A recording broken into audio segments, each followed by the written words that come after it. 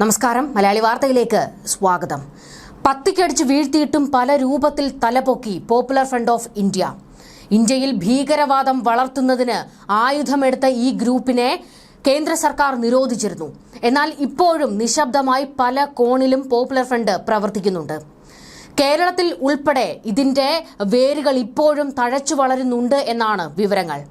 NIA പുറത്തുവിട്ട ഇപ്പോഴത്തെ ഒരു റിപ്പോർട്ടുണ്ട്. ആ റിപ്പോർട്ടിൽ ഞെട്ടിപ്പിക്കുന്ന വിവരങ്ങളാണ് പോപ്പുലർ ഫ്രണ്ടുമായി ബന്ധപ്പെട്ട് ഉൾപ്പെടുത്തിയിരിക്കുന്നത്. പോപ്പുലർ ഫ്രണ്ട് വിദേശത്ത് നിന്ന് ആയുധങ്ങൾ വാങ്ങാൻ ശ്രമിച്ചുവെന്നും ഭീകരർക്ക് ആയുധ പരിശീലനം നൽകിയെന്നുമാണ് ദേശീയ അന്വേഷണ ഏജൻസി വ്യക്തമാക്കുന്നത്. NIA ഡൽഹി പട്യാല കോടതിയിൽ സമർപ്പിച്ച റിപ്പോർട്ടിലാണ് നിർണായക വിവരങ്ങളുള്ളത്. കേന്ദ്ര സർക്കാർ പോപ്പുലർ ഫ്രണ്ടിനെ നിരോധിക്കുന്നു. ഇതിന്റെ പ്രധാനപ്പെട്ട പല നേതാക്കളെയും കസ്റ്റഡിയിലെടുക്കുന്നു. എന്നാൽ ഇതിന് ശേഷവും ശക്തമായി തന്നെയാണ് പോപ്പുലർ ഫ്രണ്ടിന്റെ വേരുകൾ മുളപൊട്ടിയിരിക്കുന്നത്. പോപ്പുലർ ഫ്രണ്ടിന്റെ രാഷ്ട്രീയ മുഖമായ SDPIയുടെ നേതൃത്വത്തിൽ കേരളത്തിൽ ഉൾപ്പെടെ ചില സംസ്ഥാനങ്ങളിൽ ഇപ്പോഴും പോപ്പുലർ ഫ്രണ്ട് സജീവമാണ്. SDPIയെ നിരോധിക്കുന്നതിനുള്ള നീക്കങ്ങളിലേക്കും കേന്ദ്ര സർക്കാർ കടന്നിട്ടുണ്ട്. ഇതിൽ ഭയക്കേണ്ട ഒരു വസ്തുത പോപ്പുലർ ഫ്രണ്ടിന്റെ പല നേതാക്കളും ഇപ്പോഴും സജീവമായി പ്രവർത്തിക്കുന്നുണ്ട് എന്നുള്ളതാണ്. ഇവരിലേക്ക് ഫണ്ടിങ്ങും ആയുധങ്ങളും ഒക്കെ എത്തുന്നുമുണ്ട്. NIAയുടെ റിപ്പോർട്ടിലുള്ളത് ഇന്ത്യ ഭയക്കേണ്ട വസ്തുത തന്നെയാണ്. ISൽ നിന്ന് തന്ത്രങ്ങൾ പഠിച്ച് രാജ്യത്ത് നടപ്പാക്കാനായി PFI സിറിയയിലേക്ക് ഭീകരരെ അയച്ചതായും NIAയുടെ പ്രത്യേക പബ്ലിക് പ്രോസിക്യൂട്ടർ രാഹുൽ ത്യാഗി കോടതിയിൽ വ്യക്തമാക്കിയിട്ടുണ്ട്.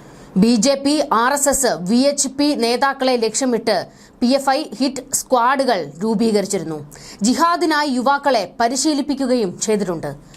അക്രമത്തിലൂടെ ശരീഅത്ത് നിയമമുള്ള ഒരു ഖിലാഫത്ത് സ്ഥാപിക്കാൻ ലക്ഷ്യമിട്ടുവെന്നും NIA പറയുന്നുണ്ട്. അതീവ ഗുരുതര സ്വഭാവമുള്ള വിഷയമായതിനാൽ അടച്ചിട്ട മുറിയിലായിരുന്നു കോടതിയുടെ നടപടിക്രമങ്ങൾ. ഇന്ത്യയിൽ ഖിലാഫത്ത് സ്ഥാപിക്കുന്നതിനും ശരീഅത്ത് നിയമം നടപ്പാക്കുന്നതിനുമായാണ് PFI രൂപീകരിച്ചത്.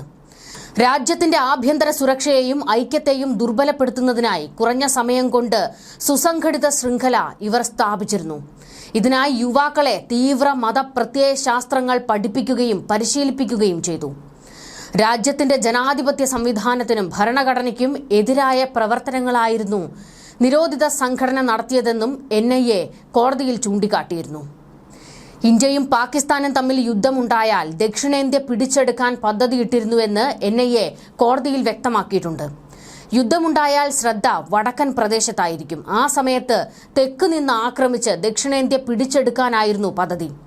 ഇക്കാര്യം PFI ക്ലാസുകളിൽ പഠിപ്പിച്ചിരുന്നുവെന്ന് സാക്ഷിമൊഴികൾ ഉണ്ടെന്നും NIA ഇപ്പോൾ കോടതിയെ അറിയിച്ചിട്ടുണ്ട്.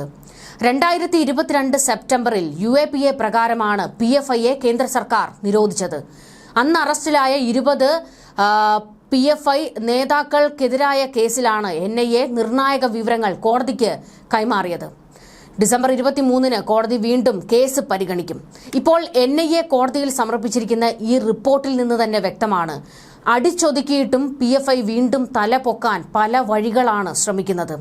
അതായത് ഇന്ത്യയെ ഒരു മതരാഷ്ട്രം, പ്രത്യേകിച്ച് ഒരു ഇസ്ലാമിക രാജ്യമാക്കുക എന്നുള്ളതാണ് ഇവരുടെ ആവശ്യം. അതിനു വേണ്ടിയിട്ട് വലിയ തോതിൽ തുർക്കിയിൽ നിന്നും സിറിയയിൽ നിന്നുമൊക്കെ PFIക്ക് ഫണ്ടുകൾ എത്തിയിട്ടുണ്ട്. എന്തിനേറെ കേരളത്തിലെ PFI കേന്ദ്രങ്ങളിലേക്ക് വരെ സിറിയയിൽ നിന്നും തുർക്കിയിൽ നിന്നും ഫണ്ടിങ് നടന്നിട്ടുണ്ട്.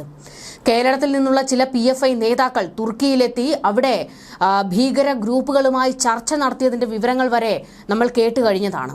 ഇപ്പോൾ NIA കോടതിയിൽ വ്യക്തമാക്കിയിരിക്കുന്ന ഈ അതീവ ഗുരുതരമായ വിഷയങ്ങൾ ഏറ്റവും ശ്രദ്ധയോടെ കൈകാര്യം ചെയ്യാൻ തന്നെയാണ് കേന്ദ്ര സർക്കാരും തീരുമാനിച്ചിരിക്കുന്നത്. മുൻപ് പറഞ്ഞതുപോലെ തന്നെ SDPIയിലൂടെയൊക്കെ വീണ്ടും ശക്തി പ്രാപിക്കാനുള്ള ശ്രമമാണ് പോപ്പുലർ ഫ്രണ്ട് നടത്തുന്നത്. ഒരു ബൃഹത് പദ്ധതി തന്നെയാണ് ഇന്ത്യ പിടിച്ചടക്കുന്നതിന് വേണ്ടി ഇവർ പയറ്റിക്കൊണ്ടിരുന്നത്.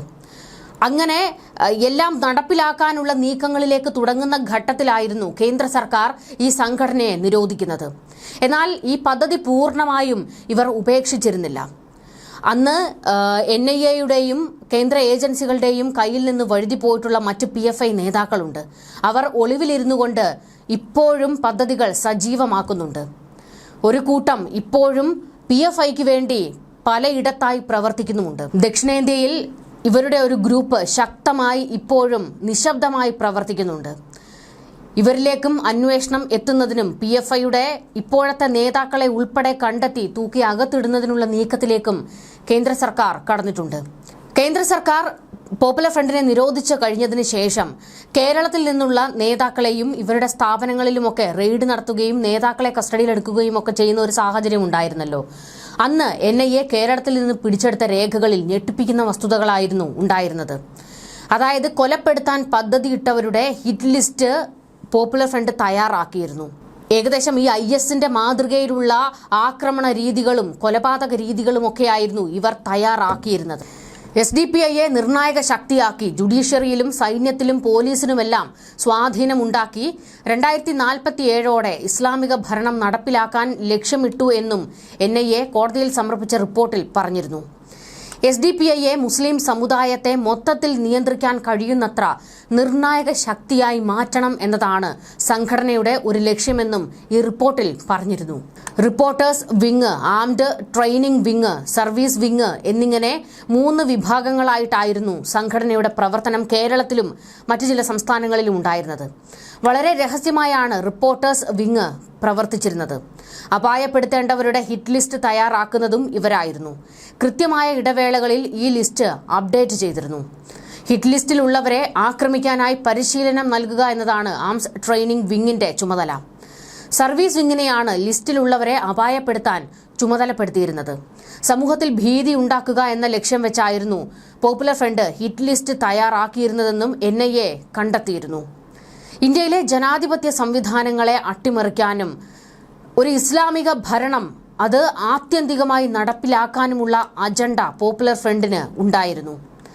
ഇതിനായി ഘട്ടം ഘട്ടമായുള്ള പദ്ധതികളാണ് ഇവർ തയ്യാറാക്കി പ്രവർത്തിച്ചു വന്നിരുന്നത്.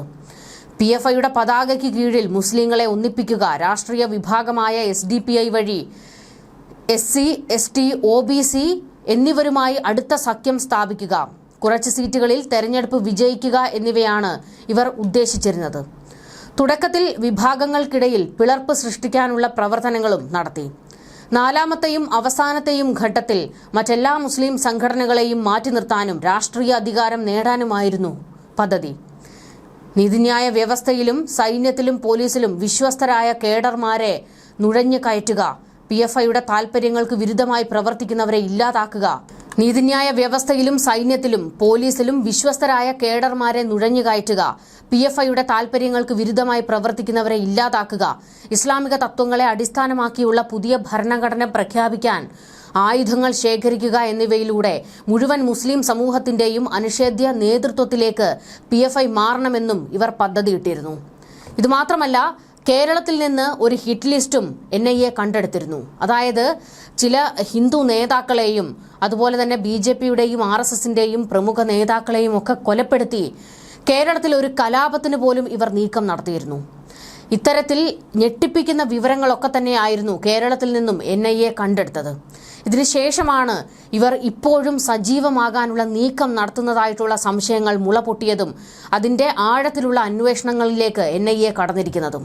ഇപ്പോൾ NIAയുടെ നീക്കം പോപ്പുലർ ഫ്രണ്ടിന് വേണ്ടി പണിയെടുക്കുന്ന, അവർക്ക് വേണ്ടി ഫണ്ടിംഗ് നടത്തുന്ന ഗ്രൂപ്പുകളെ കണ്ടെത്തി അവരുടെ അടിവേര് പിഴുതെടുക്കുക എന്നുള്ളതിലാണ്.